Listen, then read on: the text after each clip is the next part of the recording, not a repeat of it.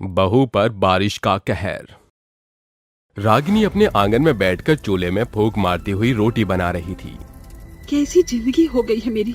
मेरा पति सारा पैसा अपनी शराब में उड़ा देता है और जो मैं कमाती हूँ वो भी मुझसे छीन लेता है। ऊपर से ये बादल भी आसमान को घेर कर बैठे हैं। पता नहीं कब बरसात होने लगे। गैस भी खत्म हो गई है। अगर अभी रोटी नहीं बनी तो बहुत दिक्कत हो जाएगी।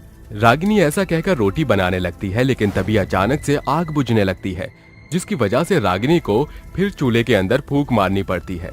ओहो, एक तो मुझे चूल्हे पर रोटी बनानी नहीं आती, ऊपर से ये चूल्हा जलने को राजी नहीं है। ऐसे में खाना कैसे बनाऊंगी? तभी उसका मुन्ना अचानक से रोने लगता है। अरे मुन्ना रो रहा है, पहले उसे चुप करा लेती हूँ, नहीं तो खाना बनाना मुश्किल हो जाएगा। रागिनी अपने मुन्ना को उठाती है और उसे दूध पिलाने लगती है।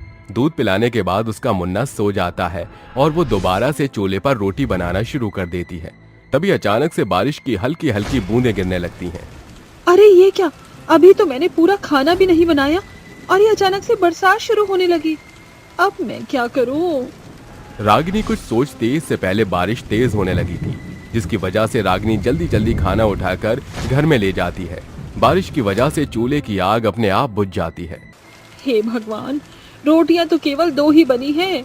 अब 2 रोटियों में हमारा गुजारा कैसे होगा? रागिनी को कुछ भी समझ नहीं आता। तभी बरसात में भीगते हुए उसका शराबी पति लड़खड़ाते हुए घर में पहुंच जाता है। 2 घूंट, अरे 2 घूंट पिला दे साथिया, बाकी मेरे पे छोड़ दे।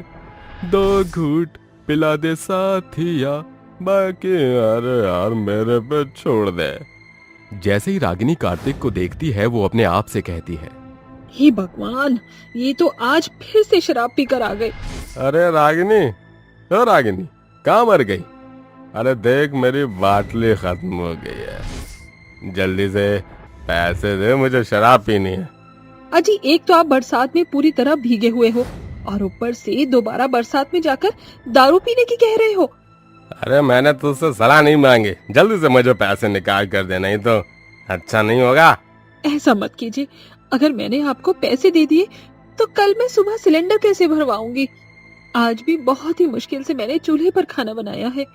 देख, मुझे इस बात से कोई मतलब नहीं है, मुझे अभी के अभी पैसे ला कर दे, नहीं तो तेरा वो हाल करूंगा जो तूने कभी सपने में भी नहीं सोचा होगा। पैसे वैसे नहीं है, बहुत हुआ तुम्हारा, मैं तुम्हें अब कोई पैसे नहीं दूंगी। अच्छा, अब तेरी हिम्मत इतनी बढ़ गई है कि तू मुझे मना करेगी? जब तक तेरी खाल ना उधेड़ दूं तब तक तुझे समझ नहीं आएगा। रुक, तुझे मैं अभी बताता हूँ। इतना कहने के बाद कार्तिक अपने चमड़े की बेल्ट निकालता है और रागिनी को मारना शुरू कर देता है। रुक जाओ, ऐसा मत करो, मैं तुम्हारे आगे हाथ जोड़ती हूँ, मुझे मत मारो, मुझे बहुत ज्यादा दर्द हो रहा है। अब बता, अब तू मुझे पैसे देगी या नहीं?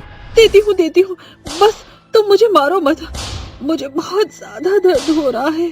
कार्तिक रागिनी को छोड़ देता है, जिसके बाद रागिनी अंदर जाकर पैसे लेकर आती है और कार्तिक सारे पैसे छीनकर शराब पीने के लिए निकल जाता है। झूम बराबर झूम शराबी, झूम बराबर झूम, झूम बराबर झूम शराबी, झूम बराबर झूम। कार्तिक बहुत ज्यादा नशे में होता है और यहाँ वहाँ लड़खड़ाते हुए बारिश में घूमता रहता है। वहीं दूसरी तरफ बारिश का कहर धीरे धीरे बढ़ने लगता है और इसी की वजह से रागिनी के घर में पानी भी भरने लगता है। अरे ये क्या, बारिश तो रुकने का नाम ही नहीं ले रही। ऊपर से बारिश का पानी घर में भी भर गया है, चारों तरफ पानी ही पानी है। अब मैं क्या करूं?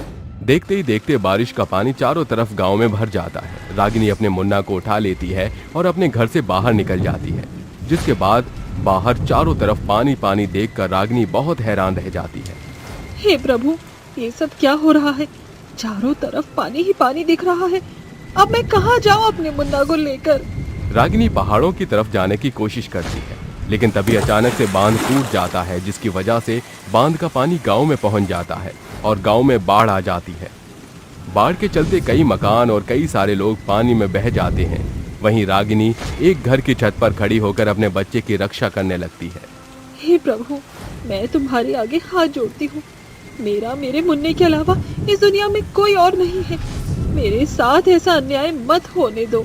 तभी अचानक से बाढ़ का पानी उस घर के ऊपर जाने लगता है जिसकी वजह से रागिनी पानी में बह रही एक टोकरी के अंदर अपने मुन्ना को रखकर अपने सिर पर उठा लेती है।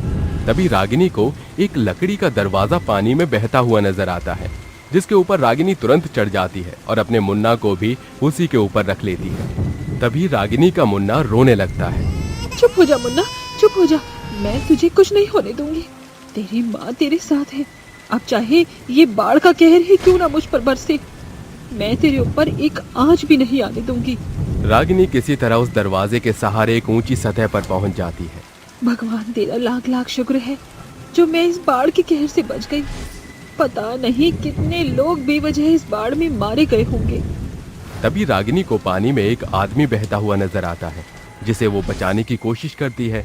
जैसे ही रागिनी उस आदमी को पानी से बाहर निकालती है, वो उस आदमी की शक्ल देखकर हैरान रह जाती है। अरे ये क्या, ये तो कार्तिक जी हैं। इन्हें क्या हो गया?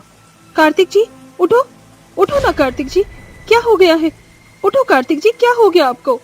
रागिनी कार्तिक के सीने पर हाथ रखकर उसके शरीर से पानी निकालने की कोशिश करती है। जैसे ही कार्तिक के शरीर से पानी निकलता है, कार्तिक को होश आ जाता है और वो अपने सामने रागिनी को देखकर रोने लगता है।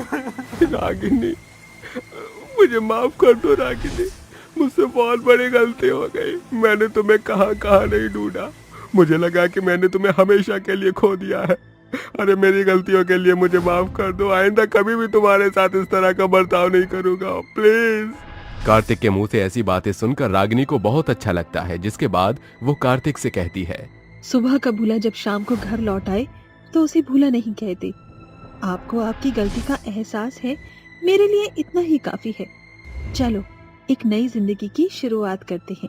कुछ ही घंटों के बाद बाढ़ का पानी धीरे धीरे कम हो जाता है, जिसके बाद रागिनी अपने मुन्ना और अपने पति कार्तिक के साथ एक नई जिंदगी की शुरुआत करती है, जिसके बाद वो तीनों एक साथ खुशी खुशी रहने लगते हैं।